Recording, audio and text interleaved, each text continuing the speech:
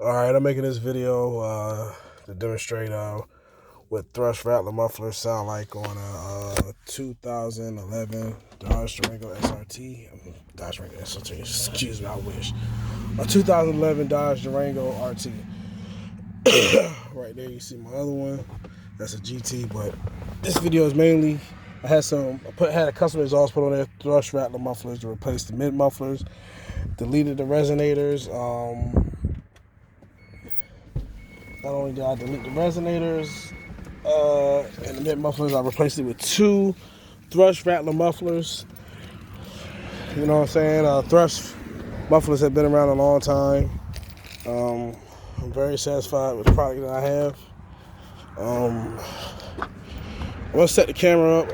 I gotta do something real quick, so you'll probably hear some cars going by. And I'm just gonna do a remote crank start. I don't know how this is gonna look. I'm gonna sit this right here. Hopefully y'all can see the exhaust. I'm not sure, but maybe you can.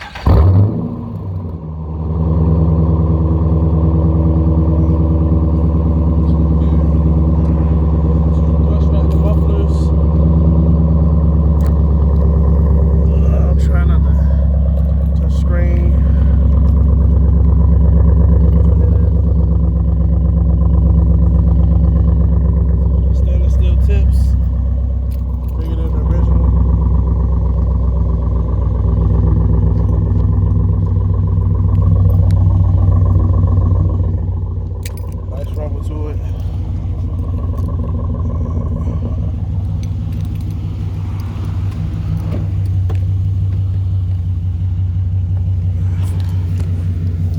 Turn the air down some.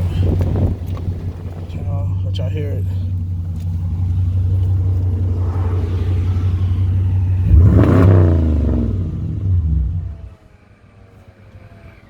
And I forgot that I remote control started.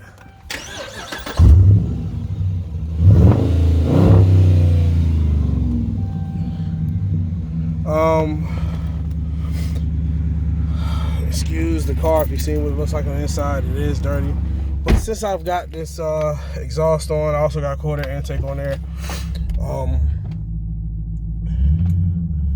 Throttle response is a whole lot better.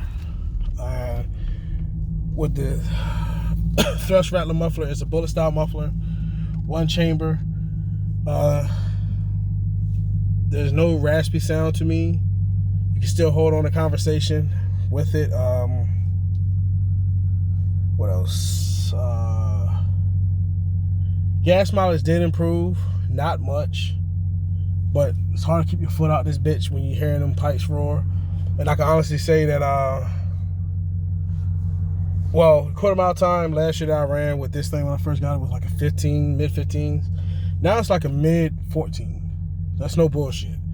So it has helped out a whole lot.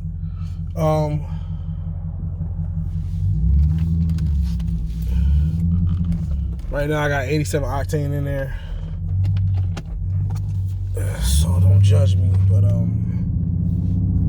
you can see.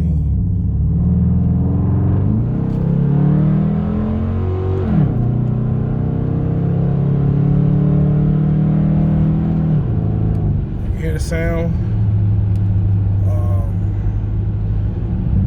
And cruise, very minimum sound. Even when the MSD kicks in, you don't hear it. It makes no difference. Hold on, let me we'll lock it in. Sorry.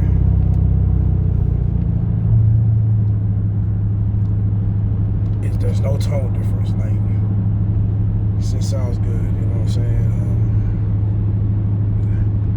Like I said, I'm very satisfied. I'm gonna keep doing videos.